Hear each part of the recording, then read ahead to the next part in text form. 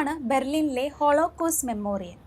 Brandenburg ഗേറ്റിൽ നിന്ന് കഷ്ടിച്ച് 100 മീറ്റർ ഡിസ്റ്റൻസിലാണ് ഇത് സ്ഥിതി ചെയ്യുന്നത്. യൂറോപ്പിൽ മരിച്ച ജൂതന്മാർക്ക് വേണ്ടിയുള്ള സ്മാരകമാണ്.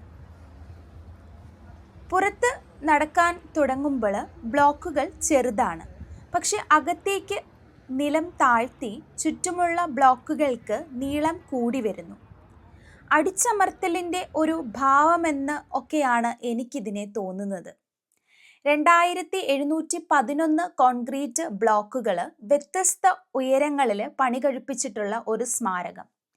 ഇവയുടെ ആർക്കിടെക്ചർ എന്താണ് ഇങ്ങനെയെന്ന് നമുക്ക് ആദ്യം കാണുമ്പോൾ ഒരു ചോദ്യമുണ്ടാവും. ഇത് ഡിസൈൻ ചെയ്തിരിക്കുന്നത് പീറ്റർ ഐസ്മാൻ എന്ന ഒരു ആർക്കിടെക്ചറാണ്. അദ്ദേഹവും ഇതിൻ്റെ അർത്ഥം വ്യക്തമായി പറഞ്ഞിട്ടില്ല. ഇവിടെ വരുന്ന ഓരോരുത്തരും അവരുടെ മനസ്സിൻ്റെ വികാരത്തിൽ നിന്ന് അർത്ഥം കണ്ടെത്തണമെന്നാണ് അദ്ദേഹത്തിൻ്റെ ആശയം.